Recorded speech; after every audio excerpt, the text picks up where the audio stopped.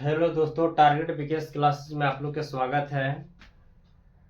आज जो हम लोग को पढ़ना है एक्सरसाइज 1.2 और क्वेश्चन आपको 5 है।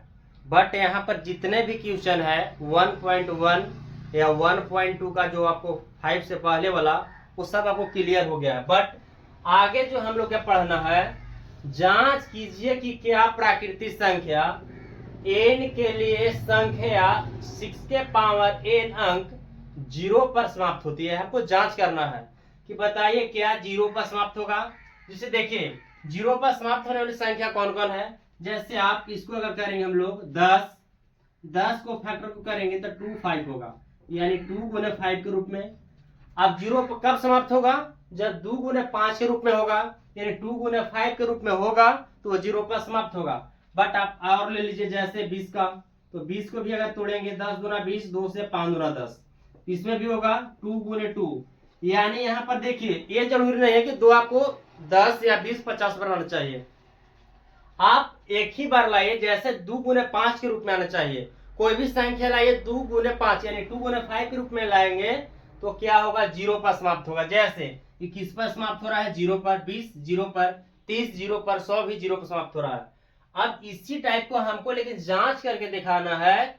जांच कीजिए कि किसी प्राकृतिक संख्या n के लिए 6 के पावर 1 अंक 0 पर समाप्त होता है। बताइए यहाँ पर आपको जितना भी आप है 0 पर समाप्त होने के क्या कारण है, वजह क्या है, किस रूप में आना चाहिए, इसके बारे में आपको जिक्र कर रहे हैं अभी। और यहाँ पर देखिए बिहार बोर्ड में आपको पूछा जाता है। बट ऐसे नहीं है कि कोई रटने होने वाला चीज है। मैथ रटा नहीं जाता है, मैथ आपको समझा जाता है। अब जितना इसको बेहतरीन तरीके से समझेंगे उतना ही आप इसको बनाने जानेंगे। जैसे देखिएगा यहाँ पर 6 के पावर n अंक पर समाप्त होगा कि नहीं होगा, अब हमको जांच करना है। जैसे देखिए यहाँ पर है कि यहाँ पर हम लिख सकते हैं पहले कि कोई संख्या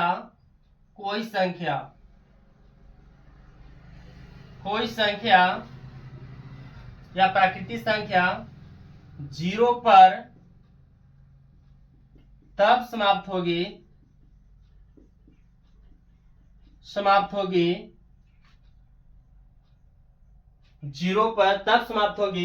जब 2 गुने 5 के पावर n के रूप में हो। यदि 2 के पावर 5 के रूप में होगा तो यह जो है 0 पर समाप्त होगा। कोई संख्या 0 पर तब समाप्त होगी जब 2 गुने 5 के पावर n के रूप में हो। अगर इस रूप में रहेगा जैसे 2 गुने 5 तो क्या होगा 10, यानी 0 पर समाप्त हो रहा है। अब यहाँ पर देखेंगे उसी तरह से हमको 6 के तोड़ना है।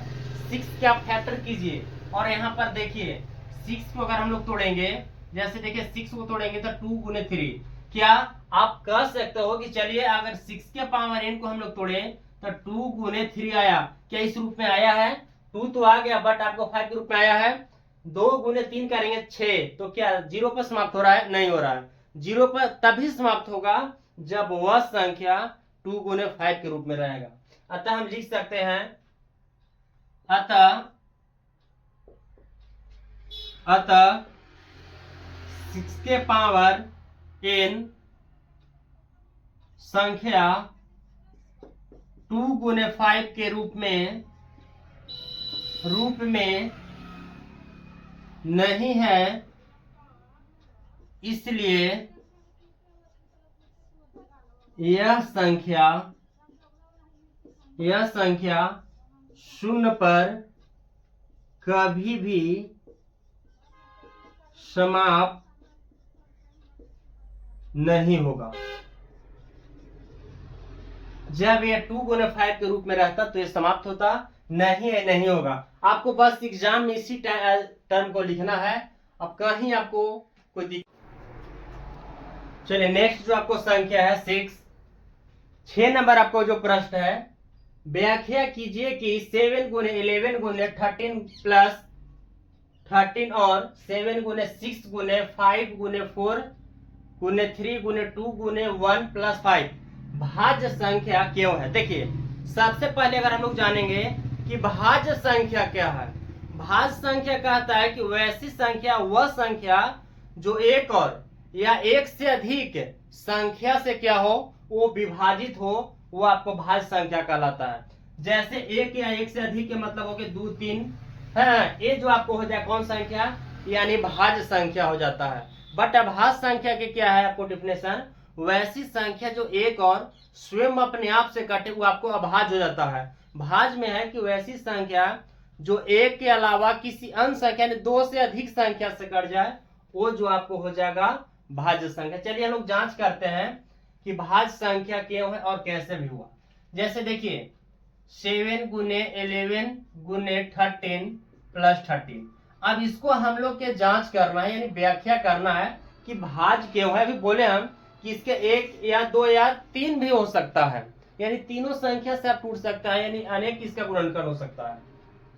2 से अधिक मानिए इसको, तो जैसे यहाँ पर कॉमन तीनों सॉरी दोनों में होगा आपको 13, तो 7 गुने 11 गुने 1 और प्लस 1 बचेगा। क्यों, क्योंकि आपको 13 से 13 कट गया 1 बार में। चलिए यदि 13 आपको 13 कॉमन है तो 11 में 7 से करेंगे 77 और 1 में करेंगे तो आपको 77 ही होगा प्लस 1। ध्यान देंगे यहाँ पर देखेंगे 13 गुने 77 और प्लस 1 यानी कितना होगा 78।